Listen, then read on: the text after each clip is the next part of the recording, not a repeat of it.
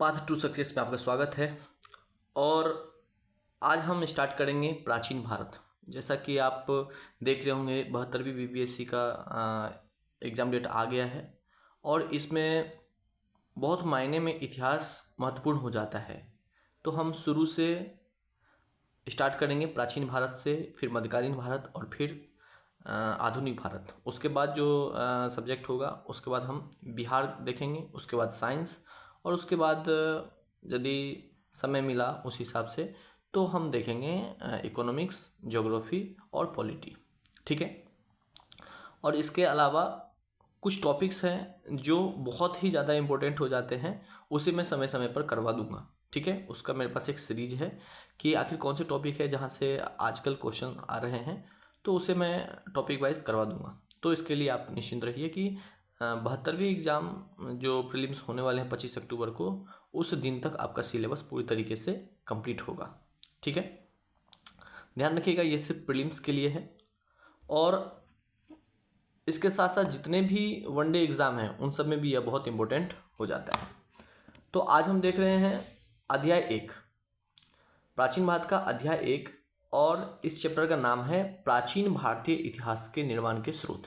कहने का मतलब ये है कि आजकल हम और आप इतिहास के बारे में जो इतना जानते हैं उसके स्रोत क्या क्या रहे हैं और क्या वो स्रोत मतलब विश्वास पात्र है या हम एक अनुमानित तौर पर उन इतिहासों के बारे में बात करते हैं जो हमें बताया गया है। तो इसी क्रम में हम यह समझते हैं। तो परिचय क्या है, तो परिचय से स्टार्ट करेंगे। अंग्रेजी शब्द इतिहास ग्रीक संज्ञा हिस्टोरिया से लिया गया है, जिसका अर्थ अन्वेषण, अनुसंधान, खोजना या जानकारी होना है। इतिहास इस प्रकार मानव जाति के अतीत के बारे में अन्वेषण या अनुसंधान द्वारा सीखने से जुड़ा एक अधिगम है। सरल शब्दों में यदि मैं ये कहूँ तो इतिहास पिछली घटनाओं का अध्ययन है, क्योंकि हम में से कोई उस काल से संबंधित नहीं है, ना ही हमारे पास प्रत्यक्षदर्शी है। इतिहासकार प्राचीन भारतीय इतिहास के निर्माण के कई स्रोतों पर निर्भर करता है। जैसा कि हम लोग उस समय मौजूद नहीं थे और ना ही हमारे पास कालदर्शी है कि हम उस समय में जाकर उन चीज़ों को देख के तब बताएं, तो हम एक अनुमान लगा के या जो भी हम लोग को स्रोत है, जिस हिसाब से स्रोत मिल रहा है उनके आधार पर हम इतिहासों के बारे में बात करते हैं। ठीक है। तो क्या क्या स्रोत रहे हैं प्राचीन भारतीय इतिहास अध्ययन के, क्या क्या स्रोत रहे? तो स्रोतों में दो स्रोत बहुत महत्वपूर्ण हो जाते हैं, एक साहित्यिक और गैर साहित्यिक। साहित्यिक में आपके ग्रंथ, किताबें या जितने भी टीकाएं या भाष्य लिखी गई हैं वो आएंगे, और गैर साहित्यिक में आएंगे आपके सिक्के, आपके अभिलेख, आपके शिलालेख और जो भी पुरातात्विक सामान है जैसे मृत भांड इत्यादि। ठीक है। तो हम देखेंगे साहित्यिक स्रोत। इतिहास मूल रूप से लिखित सामग्री पर आधारित थी। हालांकि सिंधु संस्कृति में 2500 ईसा पूर्व तक लेखन भारत में जाना जाता था, लेकिन इसकी लिपि को अभी तक पढ़ा नहीं जा सका है। इस प्रकार हालांकि हड़प्पावासी लिखना जानते थे, लेकिन इतिहासकार इसे पढ़ नहीं पाए हैं। उनकी संस्कृति को आद्य ऐतिहासिक चरण नामक अवधि में रखा गया है। देखिए, मैं एक बार इतिहास का यदि यहाँ पे वर्गीकरण करूँ तो इतिहास जहाँ पे इंसान लिखना नहीं जानता था या लिखे हुए साक्ष्य हमें नहीं मिले, उन इतिहास को प्रागैतिहासिक इतिहास कहा जाता है। उसके बाद हम बात करेंगे आद्य ऐतिहासिक। आद्य ऐतिहासिक उन काल को कहेंगे जिसमें लोग लिखना जानते थे, बस हम लोग उसे अभी तक पढ़ नहीं पाए हैं। ठीक है। और नहीं पढ़ने का भी बहुत सारा कारण था कि क्यों नहीं पढ़ पाए, बताएंगे आगे। और एक है इतिहास जहाँ पे लिखित जानकारी भी है और हम लोग उससे बखूबी पढ़ भी पाते हैं। ठीक है। तो व्याख्या की जाने वाली, क्योंकि हम हड़प्पावासी के किसी भी लिपि और भाषा को पढ़ नहीं पाए, तो जो पहली भाषाएं थी, जो पहली लिपि थी जिन्हें हम लोग पढ़ पाए, तो व्याख्या की जाने वाली पहली लिपि ब्राह्मी थी और जिसका उपयोग अशोक के शिलालेखों में किया गया था, और यह 3री शताब्दी ईसा पूर्व की है। 3री शताब्दी ईसा पूर्व के आसपास जो ब्राह्मी लिपि का प्रचलन था उस समय, उसे हम लोग पढ़ पाए हैं। ठीक है। और उसी के आधार पे जानकारी मिलती है। तो यह ब्राह्मी लिपि कहाँ से पढ़ा गया? तो अशोक के अभिलेखों से। साहित्यिक स्रोत दो प्रकार के होते हैं, एक धार्मिक और एक धर्मनिरपेक्ष। धार्मिक साहित्य कहने का मतलब ये होता है कि यह किसी न किसी धर्म से संबंधित होता है। ठीक है। जैसे ब्राह्मण साहित्य, बौद्ध साहित्य, जैन साहित्य। किंतु धर्मनिरपेक्ष साहित्य उन स्रोतों को कहते हैं जहाँ से इतिहास के बारे में जानकारी तो मिलती है किंतु उसमें धर्म की व्याख्या नहीं होती, किसी भी प्रकार के धर्म की व्याख्या नहीं की होती है। ठीक है, तो ब्राह्मण साहित्य में क्या क्या आएंगे? तो जैसे वेद, महाकाव्य, पुराण, सूत्र, उपनिषद, ब्राह्मण, आरण्यक आदि। फिर उसके बाद बौद्ध साहित्य, फिर जैन साहित्य। और धर्मनिरपेक्ष साहित्य में आएंगे संगम साहित्य, विदेशी यात्रियों द्वारा वर्णन, स्वतंत्र लेखकों द्वारा साहित्यिक कार्य। अब हम देखेंगे धार्मिक साहित्य। देखिए इस चैप्टर में जो जो बातें आप देखेंगे उसका आगे चल के विस्तार से हम लोग चर्चा करेंगे, क्योंकि इन शॉर्ट में हम देख रहे हैं कि स्रोतों से हम लोग कहाँ कहाँ से कौन कौन से स्रोत मिले हैं और हमें किन किन प्रकार की जानकारी मिलती है। ठीक है, तो हम स्टार्ट करेंगे ब्राह्मण धार्मिक साहित्य के ब्राह्मण साहित्य से। और सबसे पहले आता है वेद। जैसा कि हम लोग जानते होंगे और हम लोग जानते हैं कि वेद 4 है, ऋग्वेद, यजुर्वेद, सामवेद और अथर्ववेद। ऐतिहासिक महत्व: ऋग्वेद में एक पशुचारी, पूर्व वर्ग जाति समाज में कृषि, वर्ग जाति समाज में संक्रमण और उत्तर वैदिक काल में राजनीतिक क्षेत्रों के गठन जैसे प्रक्रियाओं की जानकारी इन ग्रंथों से प्राप्त हुई है। तो वेद तो 4 है और ऋग्वेद में किस प्रकार की जानकारी मिलती है या इन प्रकार के वेदों में किन प्रकार की जानकारी मिलती है? तो ऐतिहासिक महत्व जो है, जैसे एक पशुचारी, उस समय की जाति व्यवस्था, कृषि वर्ग, या उस समय की जो कह सकते हैं राजनीतिक पहलुओं को किस तरीके से उस समय जो होंगे उसे किस प्रकार से प्रदर्शित किया गया है, इन सब की जानकारी हमें वेद से प्राप्त होती है। फिर हम बात करेंगे ब्राह्मण। ब्राह्मण ग्रंथ है और वे आर्य संस्कृति के विस्तार की जानकारी और संबंधित काल के आर्थिक और राजनीतिक जीवन के संदर्भ देते हैं।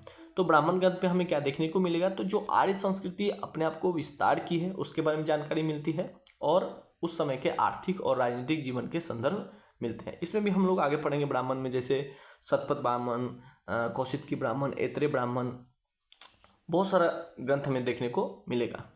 आरण्यक, वे इस काल के दर्शन और रहस्यवाद के बारे में जानकारी देती है। आरण्यक अपने काल या अपने समय के जो दर्शन और रहस्यवाद है उसके बारे में आपको जानकारी देगा। फिर हम बात करेंगे पुराण।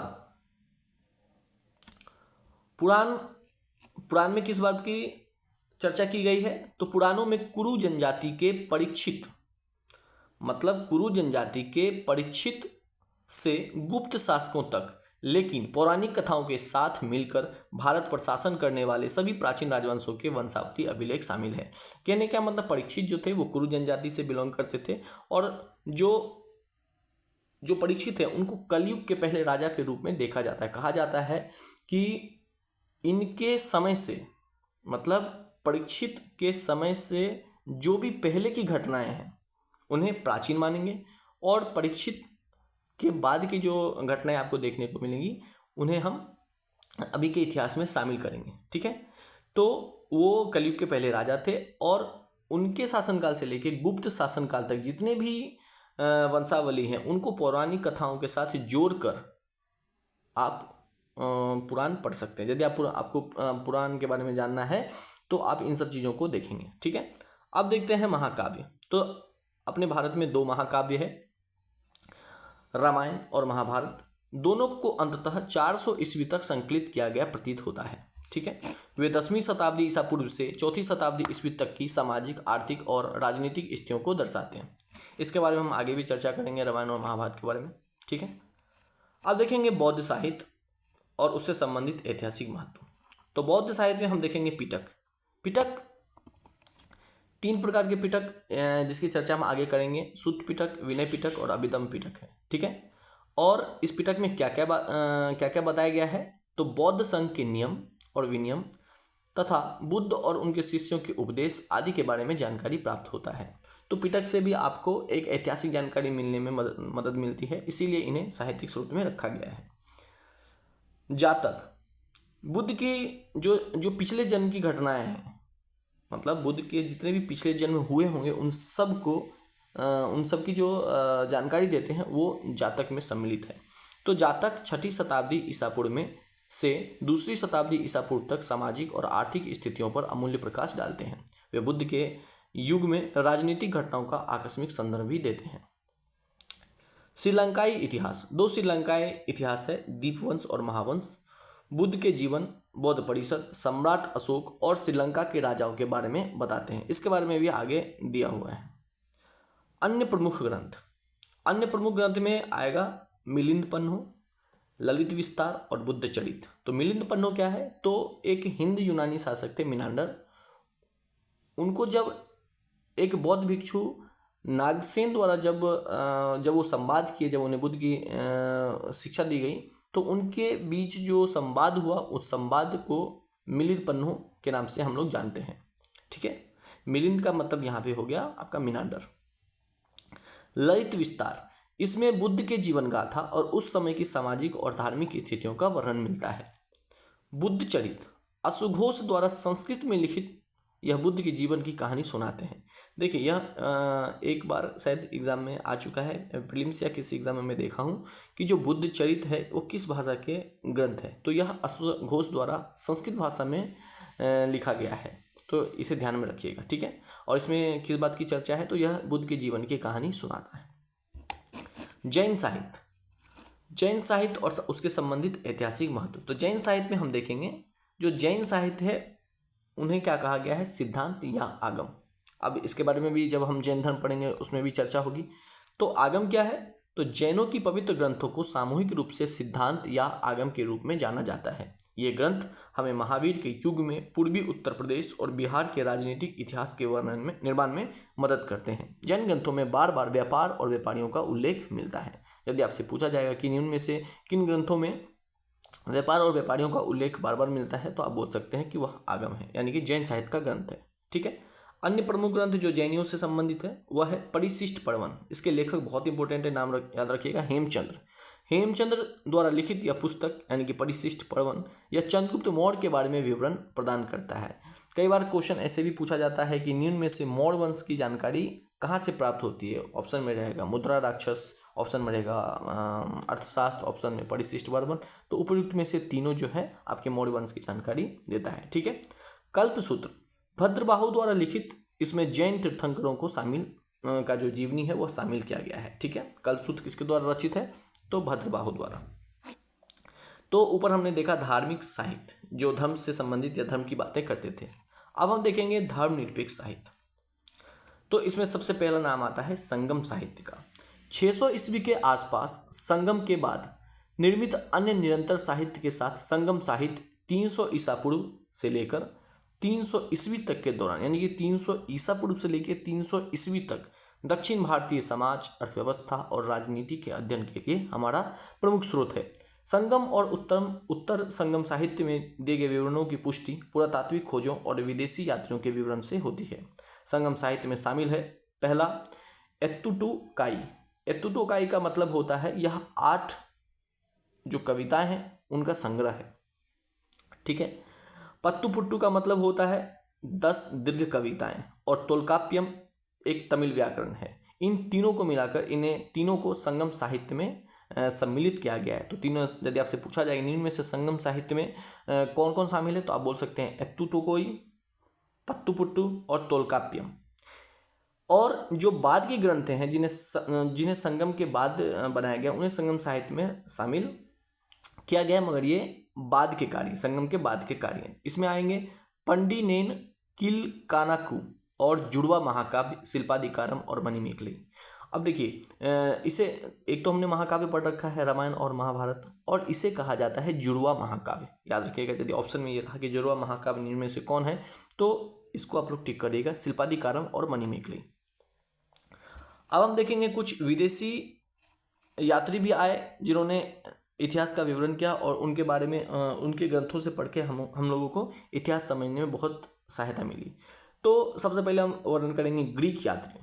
तो ग्रीक यात्री में सबसे पहले आते हैं हेरोडोटस, और इनकी पुस्तक है द हिस्ट्रीज। और जो हेरोडोटस और इनकी पुस्तक जो द हिस्ट्रीज है, इसमें किस बात की चर्चा है, तो भारत का फारस के साथ संबंध का वर्णन इसमें है कि भारत फारसी संबंध उस समय कैसे थे, इसका वर्णन हेरोडोटस ने अपनी पुस्तक द हिस्ट्रीज में किया। अब हम देखेंगे स्ट्रेबो, उनकी पुस्तक जियोग्राफिका। इसमें थोड़ा नाम देखिएगा ध्यान से, और उसमें जो वर्णन किया गया है वो भी ध्यान से, ये आपसे पूछा जा सकता है। तो जो स्ट्रेबो है उनकी पुस्तक है जियोग्राफिका, और इसमें क्या है, तो भारत के भूगोल, सामाजिक, आर्थिक और धार्मिक दशा का वर्णन है, जियोग्राफी का।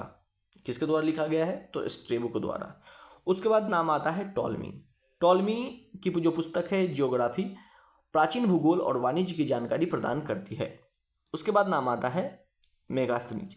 वह चंद्रगुप्त मौर्य के दरबार में यूनानी राजदूत थे, और यह बता देता हूँ, यह सेल्यूकस निकेटर के राजदूत थे जो चंद्रगुप्त मौर्य के दरबार में रहते थे। उनकी पुस्तक है इंडिका, ना केवल प्रशासन के बारे में बल्कि मौर्य काल के सामाजिक वर्गों और आर्थिक गतिविधियों के बारे में भी बहुमूल्य जानकारी प्रदान करती है। अब देखेंगे, नाम है डियोडोरस। उन्होंने मेगास्थनीज के विवरण के आधार पर एक पुस्तक लिखा, नाम है बिब्लियोथेका हिस्टोरिका। आगे हम एक पुस्तक और देखेंगे, एरिथ्रियन सागर का पेरिप्लस। इसे ऐसे भी कहा जाता है पेरिप्लस ऑफ द एरिथ्रियन सी। यह एक गुमनाम यूनानी लेखक द्वारा लिखा गया है जो लाल सागर और फारस की खाड़ी और हिंद महासागर की यात्रा पर आए थे, और उन्होंने इसके साथ जो रोमन व्यापार है उसका वर्णन किया। अब है कॉस्मस इंडिकोप्लेस्टेस। उनकी किताब क्रिश्चियन टोपोग्राफी है, और इसमें भारत और श्रीलंका में ईसाइयों के बारे में जिक्र है और घोड़ों के व्यापार का जिक्र है। यदि आपसे पूछा जाएगा कि कोई एक पुस्तक का नाम बताइए जिसमें भारत और श्रीलंका में ईसाइयों के बारे में और घोड़ों के व्यापार का जिक्र किया गया है, तो वह पुस्तक होगा क्रिश्चियन टोपोग्राफी, और इसके लेखक हैं कॉस्मस इंडिकोप्लेस्टेस। ठीक है, अब हम बात करेंगे रोमन यात्रियों के विवरण। तो रोमन यात्रियों के विवरण में सबसे पहला नाम आता है, हमने ग्रीक देख लिया, अब हम देखते हैं रोमन। तो रोमन के बारे में जो हम पहले लेखक है उनको देखेंगे, जस्टिन, और इनकी पुस्तक है एपिटोम। तो एपिटोम में किस बात का चर्चा किया गया है, तो सिकंदर महान के भारत में अभियानों का विवरण मिलता है। ठीक है, प्लिनी की जो पुस्तक है नेचुरल हिस्टोरिका, वह इटली और भारत के बीच व्यापार में अंतर्दृष्टि प्रदान करती है। किसके बीच, इटली और भारत के बीच, प्लिनी। और जस्टिन किसके बारे में बताया, तो सिकंदर के जो अभियान थे भारत के बारे में, उनके बारे में उनकी पुस्तक एपिटोम में लिखा था। उसका नाम आता है मार्को पोलो। वे वेनिस के यात्री थे और उन्होंने कोरोमंडल तट का दौरा किया। ये एक बार पीसीएस में पूछा गया क्वेश्चन है। उन्होंने कोरोमंडल तट का दौरा किया और काकतीय और पांड्यों की रुद्रमा देवी के बारे में जानकारी दी। उन्होंने काकतीय लोगों के मोटूपल्ली और फलते फूलते हीरे के व्यापार जैसे बंदरगाह का भी उल्लेख किया है। ठीक है, इसके साथ हम देखेंगे रोमन यात्रियों का विवरण हमने देख लिया। अब देखेंगे चीनी यात्रियों का विवरण। ठीक ना, देखिए, तो चीनी यात्रियों के विवरण में नाम आता है फाहियान, हुएनसांग और इत्से। इसके बारे में भी आगे बहुत विस्तार से बताया गया है। तो फिलहाल यहाँ पे हम देख लेते हैं कि इन्होंने 5वीं शताब्दी में, यानी कि फाहियान ने 5वीं शताब्दी में भारत का दौरा किया, और उनकी पुस्तक को फो कू की गुप्त काल में भारत की स्थितियों का वर्णन करती है। और जो फाहियान है वह किसके शासनकाल में भारत आए थे, तो चंद्रगुप्त द्वितीय के शासनकाल में भारत आए थे। ठीक है, हुएनसांग या हर्षवर्धन के शासनकाल में 7वीं ईस्वी में भारत का दौरा किया था। ठीक है, उन्होंने हर्षवर्धन के शासनकाल में के साथ साथ नालंदा विश्वविद्यालय में भी अंतर्दृष्टि प्रदान की। इत्सिंग, उन्होंने भी 7वीं शताब्दी ईस्वी के दौरान भारत का दौरा किया और लोगों की सामाजिक और धार्मिक स्थितियों के बारे में जानकारी प्रदान की। इसके बाद हम देखेंगे अरब यात्रियों का विवरण भारत के संबंध में। तो सुलेमान, उन्होंने 9वीं शताब्दी ईस्वी में भारत का दौरा किया और पाल और प्रतिहार शासकों के बारे में लिखा। तो यदि आपसे कभी सवाल आता है कि पाल और प्रतिहार जो राजा थे और उसके वंश के बारे में जो हमें किस बुक से पता चलता है, तो सुलेमान द्वारा लिखित पुस्तक से। अल मसूदी, वे 941 से 943 ईस्वी के दौरान भारत में रहे और राष्ट्रकूटों के बारे में लिखा।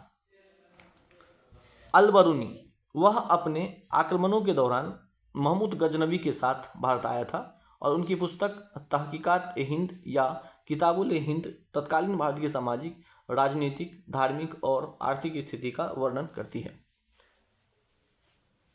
इब्न बतूता, उनकी कृति रिहला मोहम्मद बिन तुगलक के शासन के दौरान भारत की सामाजिक और सांस्कृतिक जानकारी प्रदान करती है। ठीक है, तो इब्न बतूता की जो पुस्तक है, जो यात्रा वृत्तांत है, उन्हें रिहला के नाम से जानते हैं, और यह मोहम्मद बिन तुगलक के शासनकाल में भारत आया था। ठीक है, भारत आया था। स्वतंत्र लेखक, जो स्वतंत्र लेखक थे उन्होंने भी बहुत सारे ग्रंथ लिखे, और वहाँ से भी हमें इतिहास के बारे में जानकारी मिलती है। तो इसमें हम देखेंगे जो अष्टाध्यायी किसके द्वारा लिखा गया है, तो पाणिनि द्वारा। यह संस्कृत व्याकरण का ग्रंथ है, और यह ग्रंथ मौर्य काल की स्थितियाँ बताता है। ठीक है।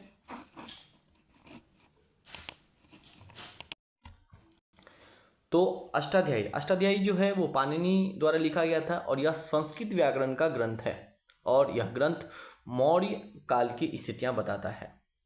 तो मौर्य वंश के बारे में या मौर्य काल के बारे में भी जानकारी जो है वह आप पाणिनि द्वारा लिखित अष्टाध्यायी से प्राप्त कर सकते हैं।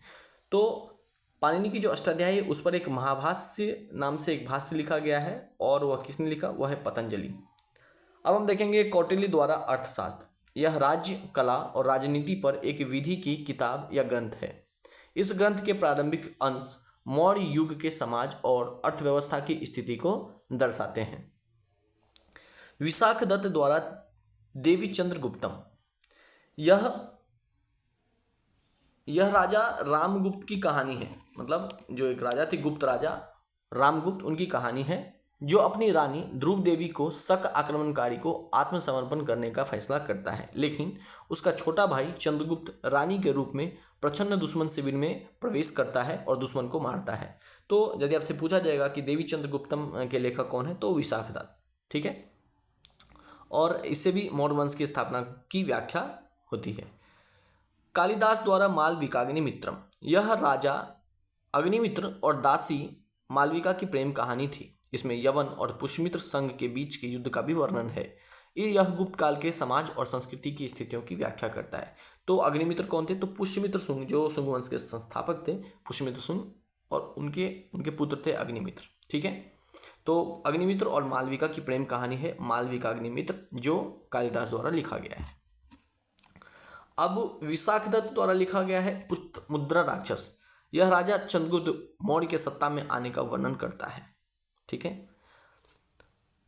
गौरव हो, यह कौन लिखा, वाकपति राज द्वारा जो लिखित पुस्तक है गौरव हो। इसमें कन्नौज के राजा यशोवर्मन की जीत और गौड़ की अधीनता का वर्णन करता है। गौड़ शासक, जब आप आगे चल के पढ़ेंगे शशांक सब जो आएगा वह गौड़ शासक ही होगा, ठीक है।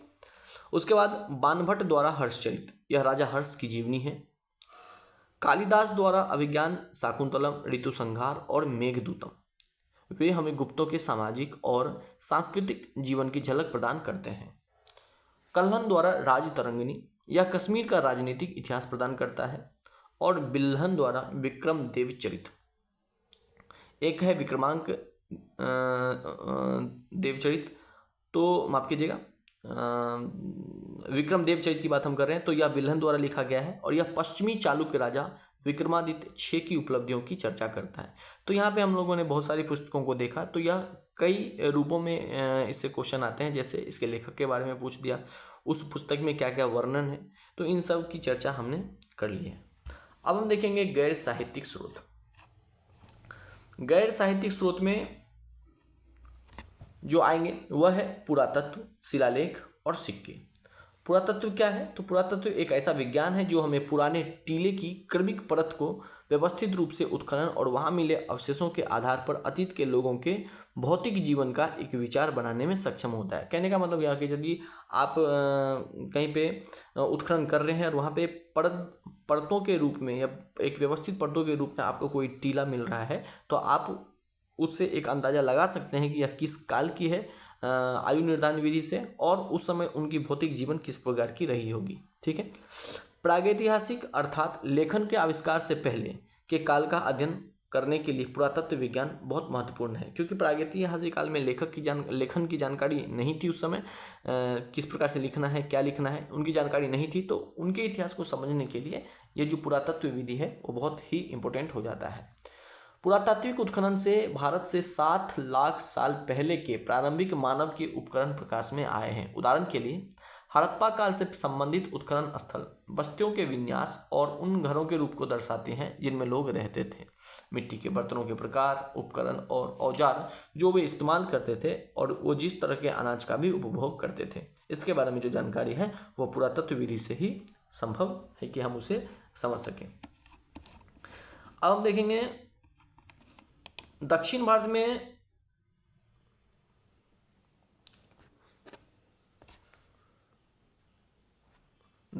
में कुछ लोग अपने औजारों, हथियारों, मिट्टी के बर्तनों और अन्य सामानों के साथ बड़े और भारी पत्थरों के नीचे दब गए थे।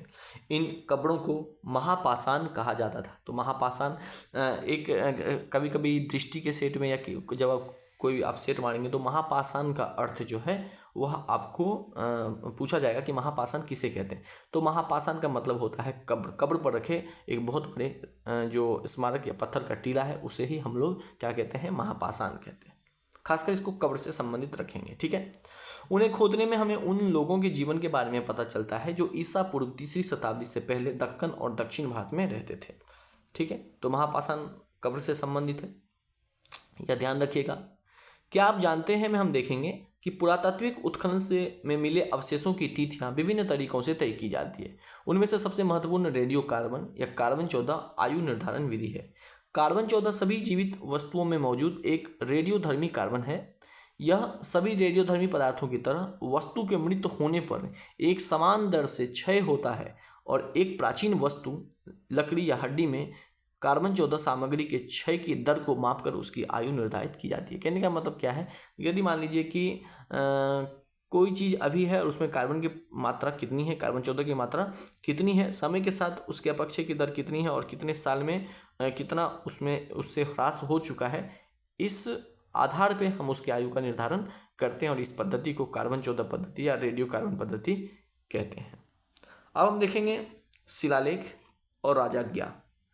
शिलालेख और राजाज्ञा वस्तुतः अस्थायी प्रकृति के होते हैं। कहने का मतलब एक बहुत बड़े शिला पर क्या होता था, लिख दिया जाता था कि जो भी आदेश है, जो भी फरमान है, और वह चूँकि शिलाओं पे लिखा गया है, जो पत्थरों पे लिखा गया है, तो वह अभी तक या बहुत दिन तक, बहुत सालों तक वो मौजूद रहते हैं। तो आमतौर पर इन्हें प्राचीन इतिहास का सबसे विश्वसनीय स्रोत माना जाता है, जबकि एक फरमान एक कानून की डिक्री या घोषणा है जिसे किसी भी भौतिक रूप में जारी किया जा सकता है। शिलालेख कठोर सतहों जैसे पत्थर, धातु या मिट्टी के बर्तनों पर उकेरे गए लेख हैं। शिलालेखों के अध्ययन को पुरालेखन कहते हैं और शिलालेखों तथा अन्य पुराने अभिलेखों में प्रयुक्त पुराने लेखन के अध्ययन को पुरालिपि शास्त्र कहते हैं। शिलालेख आमतौर पर उन लोगों की उपलब्धियों, गतिविधियों और विचारों को दर्ज करते हैं जिन्होंने उन्हें उत्कीर्ण करवाया था। वे शिलालेख और राजाओं और संरक्षकों की प्रशंसा में रचे गए और प्रशस्तियों के नाम से जाने जाते हैं। कहने का मतलब है कि जिस राजा के बारे में वो शिलालेख दिया गया है वह उनकी प्रशंसा में भी लिखी गई थी। सबसे पहले देखते हैं सहुगोड़ा अभिलेख और इनसे जुड़े संबंधित तथ्य को देखेंगे।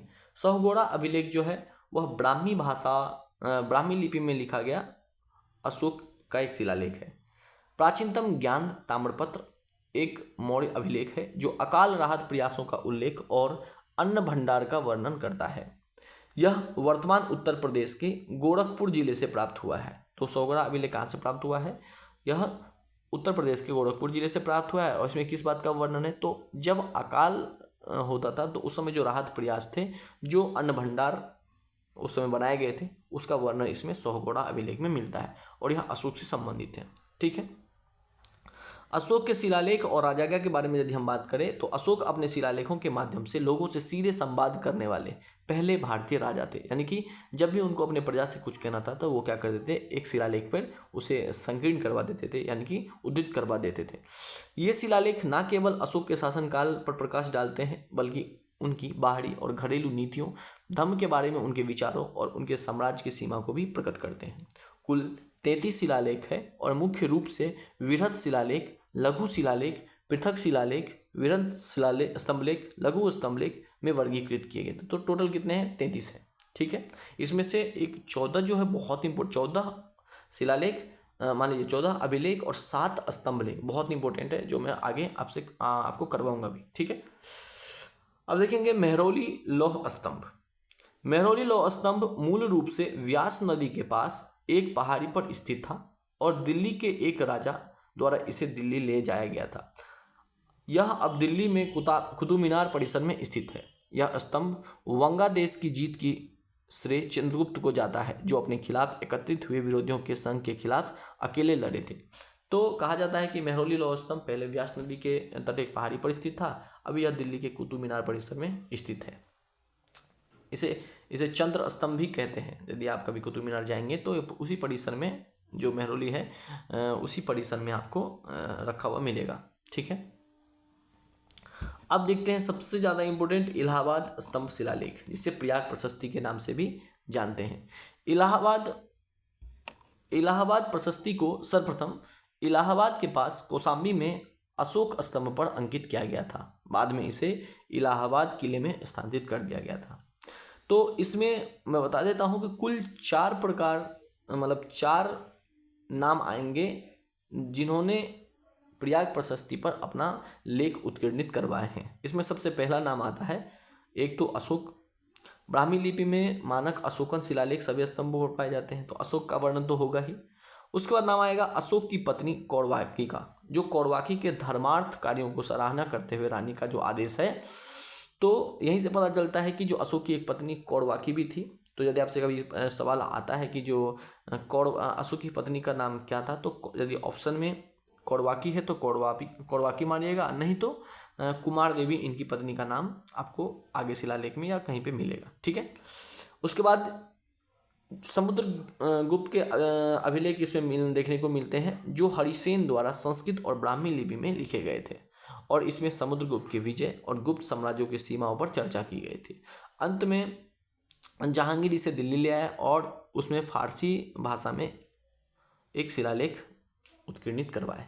तो इसमें टोटल 4, एक अशोक, फिर उसके उनकी पत्नी का नाम कौरवाकी, उसके बाद समुद्रगुप्त यानी हरिसेन द्वारा जो प्रयाग प्रशस्ति जो समुद्रगुप्त के बारे में लिखा गया वो, और अंत में जहांगीरों ने इस पे अपना शिलालेख उत्कीर्णित करवाए थे जो फारसी भाषा में थे। ठीक है।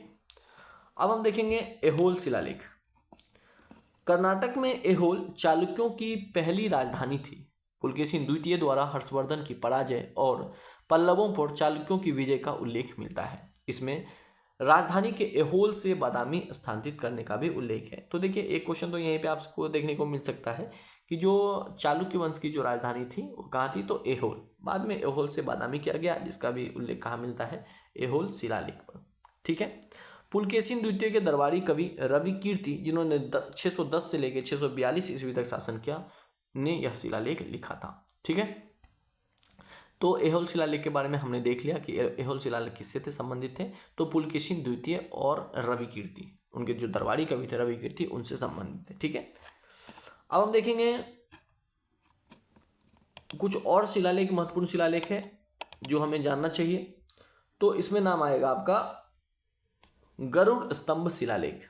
यह 2 ईसा पूर्व का एक शिलालेख है, और यह शिलालेख विदिशा में वासुदेव की स्तुति में हेलियोडोरस, बहुत इंपॉर्टेंट नाम है यह, हेलियोडोरस यवन राजा एंटियालसिडास के दूत थे, यह उनके द्वारा स्थापित किया गया था, और इस समय यहाँ का शासक भागभद्र था। तो 2 नाम इसमें बहुत इंपॉर्टेंट है कि गरुड़ स्तंभ शिलालेख जो है कहाँ स्थित है, तो यह हेलियोडोरस द्वारा, और यह वेश नगर में स्थित है। ठीक है।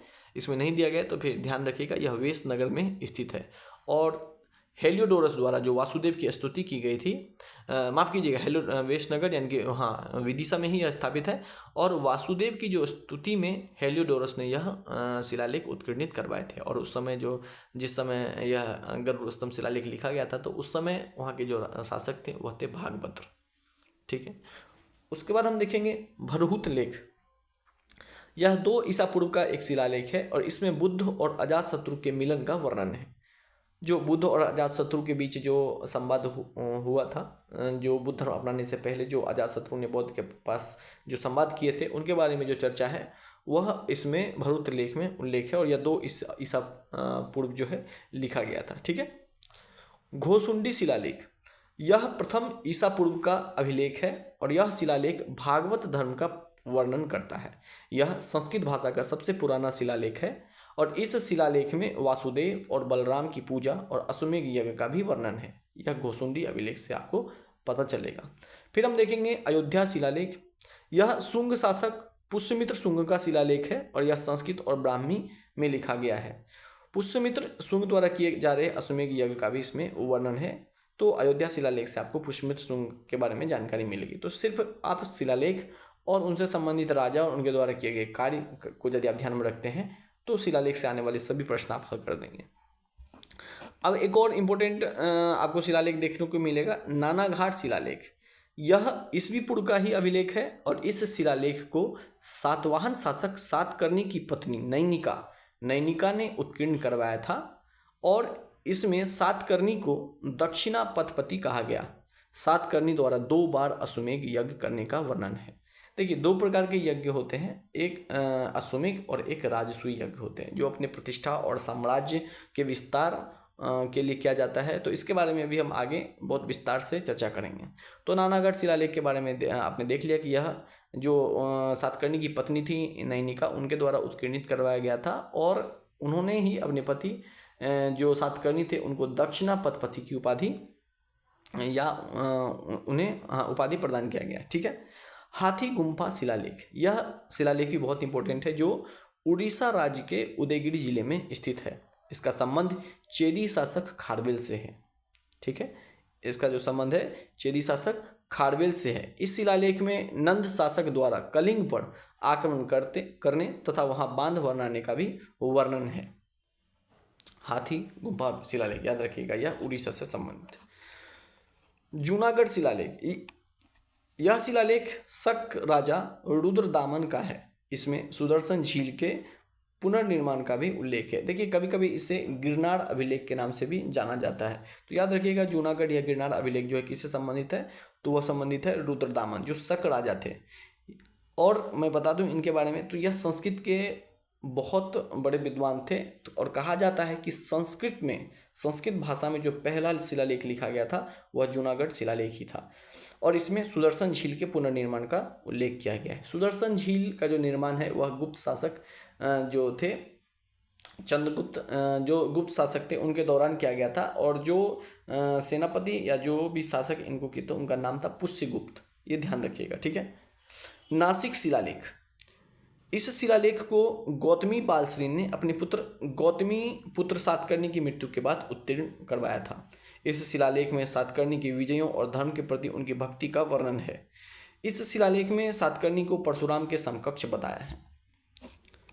अब हम देखेंगे मंदसौर शिलालेख, और इस शिलालेख से एक क्वेश्चन बहुत इंपॉर्टेंट है जो मैं आपको अंत में बताऊंगा। ठीक है।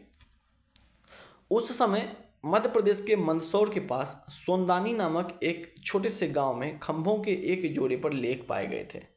इसमें मालवा के राजा जो यशोधर्मन थे, यशोधर्मन की हूण राजा मिहिर कुल पर विजय का उल्लेख है। यदि आपसे पूछा जाएगा कि मंदसौर शिलालेख में क्या उल्लेख है, तो जो अपने यशोधर्मन थे, जो मालवा के राजा यशोधर्मन थे, उन्होंने हूण राजा मिहिर कुल को पराजित किया था। उनके बारे में यह उल्लेख कहाँ पे मिलेगा आपको, मंदसौर शिलालेख में। इसे कुमारगुप्त के शासनकाल के दौरान वत्स भट्टी ने लिखा था। तो इसे लिखा कौन था, तो कुमारगुप्त के शासनकाल में वत्स भट्टी। ठीक है। शिलालेख सूर्य देवता की स्तुति और उनकी कृपा मांगने से शुरू होता है। मंदसौर शिलालेख में कुमारगुप्त को पूरे पृथ्वी पर शासन करने के रूप में वर्णित किया गया है। मैं पहले ही बता दिया हूँ कि ये जो शिलालेख थे वो प्रशस्ति में लिखा गया था या प्रशंसा में लिखा गया था, तो नेगेटिव बातें आपको देखने को नहीं मिलेगी। लेख के अनुसार कई रेशम बुनकर, ये बहुत इंपॉर्टेंट क्वेश्चन है, यही इसी के बारे में मैं बात कर रहा हूँ कि रेशम बुनकर के बारे में जो बातें बताई गई है वो कहाँ से पता चलता है, तो वो मंदसौर शिलालेख के बारे में पता चलता है, क्योंकि यह लता गुजरात से दासपुरा में प्रवास करते थे। ठीक है।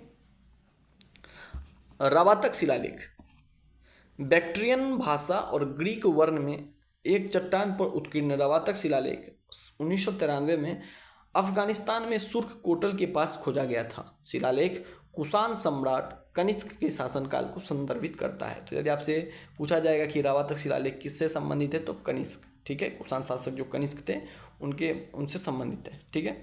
रवातक शिलालेख से पता चलता है कि कनिष्क के तहत कुषाण नियंत्रण का वास्तविक दायरा पहले से स्वीकृत सीमा से बहुत आगे तक फैला हुआ था। अब हम देखेंगे हल्मीदी शिलालेख। हल्मीदी शिलालेख सबसे पुराना ज्ञात कन्नड़ लिपि का शिलालेख है। यह कर्नाटक के हासन जिले के प्रसिद्ध मंदिरों के शहर बेलूर में कुछ मील की दूरी पर हल्मीदी गांव में एक स्तंभ पर खोजा गया था और यह 450 ईस्वी पूर्व का है। तो कन्नड़ लिपि का जो अभी तक ज्ञात सबसे पुराना अभिलेख है वह है आपका हल्मीदी शिलालेख।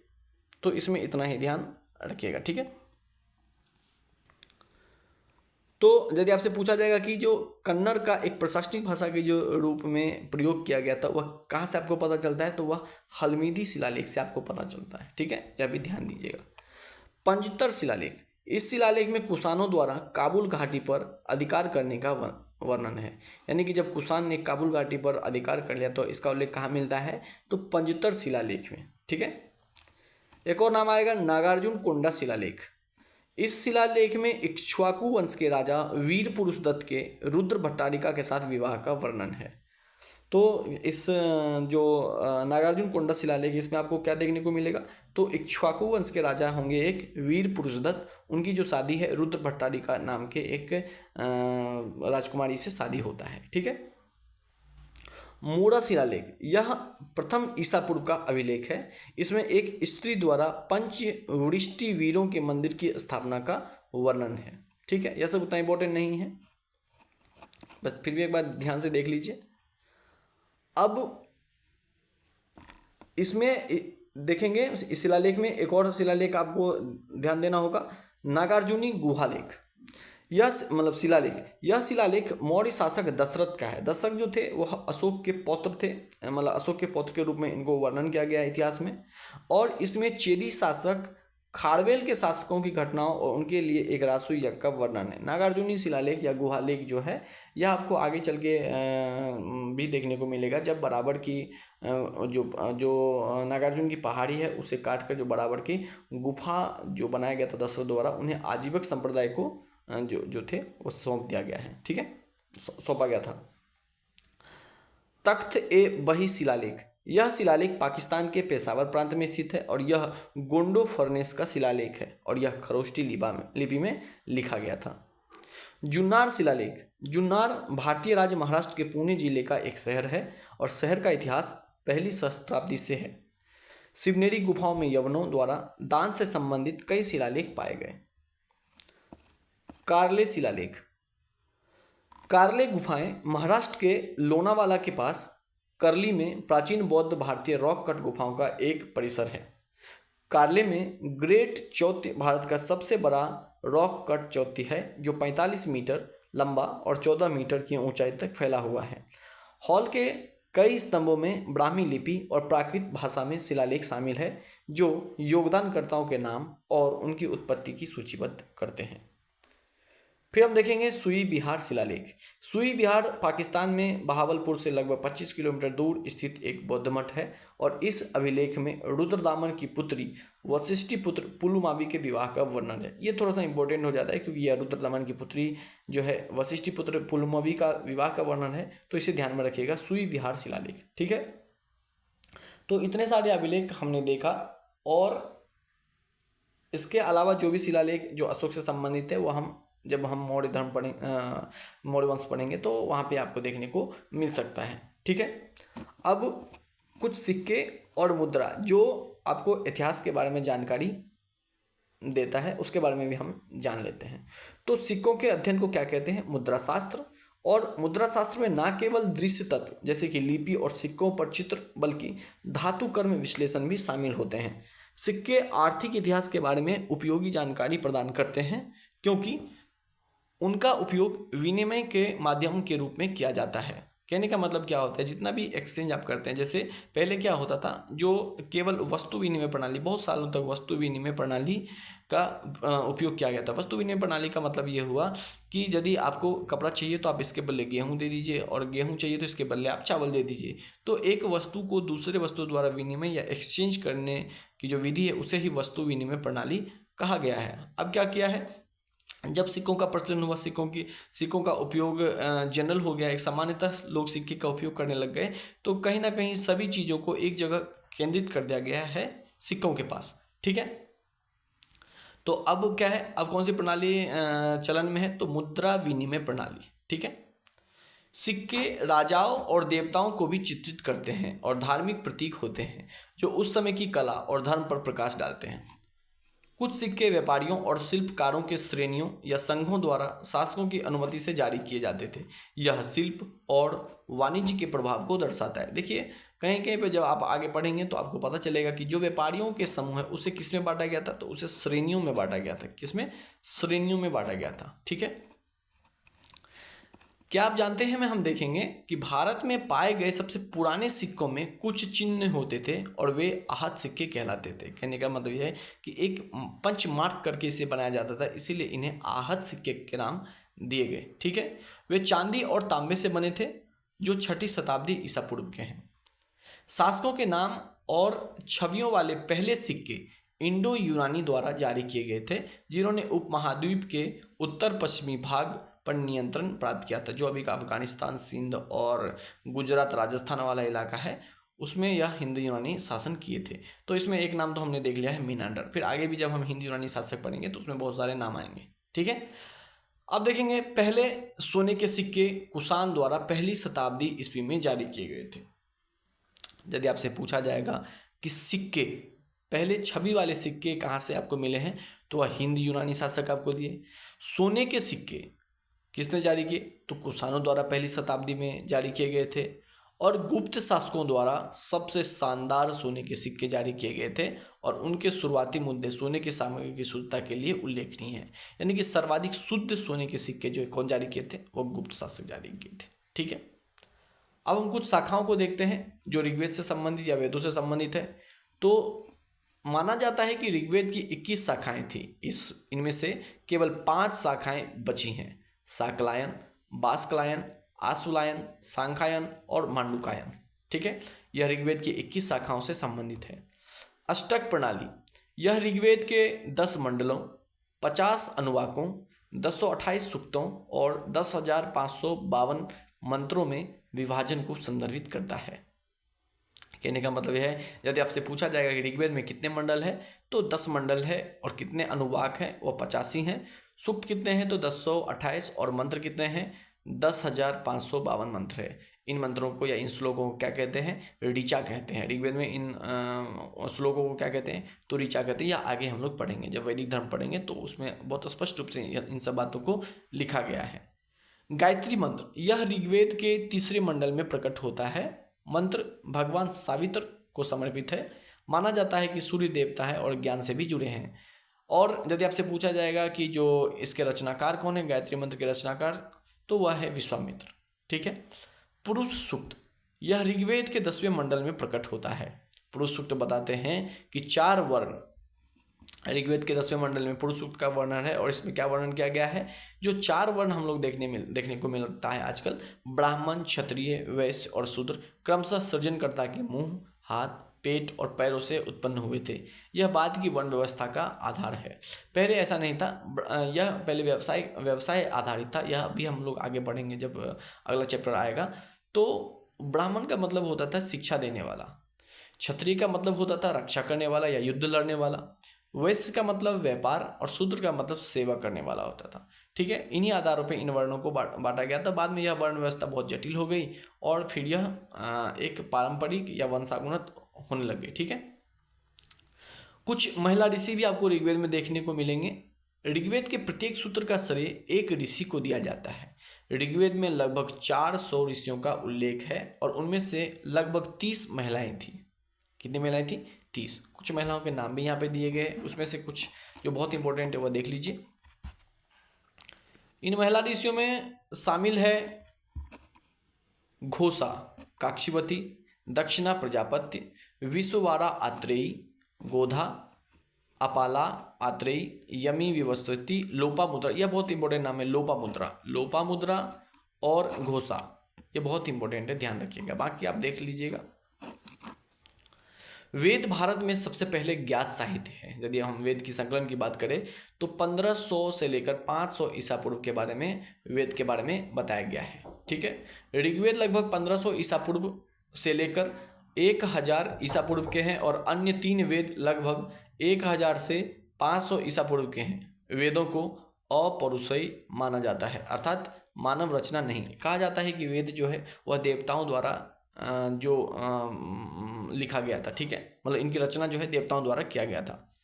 वेदों को कई पीढ़ियों तक मौखिक रूप से मंत्रों के रूप में प्रेषित किया गया था या बताया गया था। वेद बाद में संस्कृत में 4 संग्रह या वेदों में रचे गए: ऋग्वेद, यजुर्वेद और सामवेद, और अंत में अथर्ववेद आता है।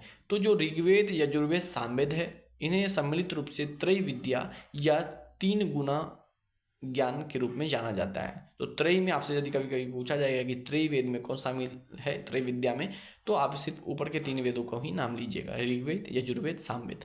जो अथर्ववेद है उन्हें बाद की रचना माना जाता है, यह त्रय विद्या के बाद की मानी जाती है, और कहा जाता है कि इसे गैर आर्य, मतलब अथर्ववेद को गैर आर्य द्वारा संकलित माना जाता है। ठीक है, तो यहाँ पे हम लोग का पहला चैप्टर खत्म हो जाता है। अब हम शुरू करेंगे अगला चैप्टर। तो कहने का मतलब है कि प्रागैतिहासिक संस्कृत, तो जो पहला अध्याय हमने देखा उसमें सिर्फ स्रोत के बारे में बताया गया था कि कहाँ से हम लोगों को इतिहास के बारे में जानकारी देखने को मिलता है। तो इसी तरीके से आप बने रहिए, ये ज़्यादा लंबा चैप्टर नहीं है, मुश्किल से 6-7 घंटे का क्लास होगा, उसी में आपका प्राचीन भारत खत्म हो जाएगा। और इस जो भी हम लोग प्राचीन भारत यहाँ से पढ़ेंगे उसमें से यकीन मानिए शायद ही कोई ऐसा क्वेश्चन होगा जो आपसे छूट जाएगा, जो प्राचीन भारत से संबंधित कहीं से भी यदि आपको क्वेश्चन पूछ रहा है, चाहे वह वनडे एग्ज़ाम हो या आपका 72वीं BPSC या PCS हो। ठीक है, इसके साथ ही जब हम लोग MCQ सीरीज स्टार्ट करेंगे तो उसमें देखेंगे जो दृष्टि का जो MCQ है टॉपिक वाइज करके दिया गया है, तो उसको हम अच्छे से देखेंगे। उसमें भी आप देखिएगा बहुत सारे प्रश्न जो है इससे आप बना पाएंगे। ठीक है, यदि आपको यह चैनल पसंद आ रहा होगा, या वीडियो आपको पसंद और आपको लग रहा है कि इससे आपका मदद हो पा रहा है, तो कृपया इसे लाइक एंड सब्सक्राइब जरूर कर दें।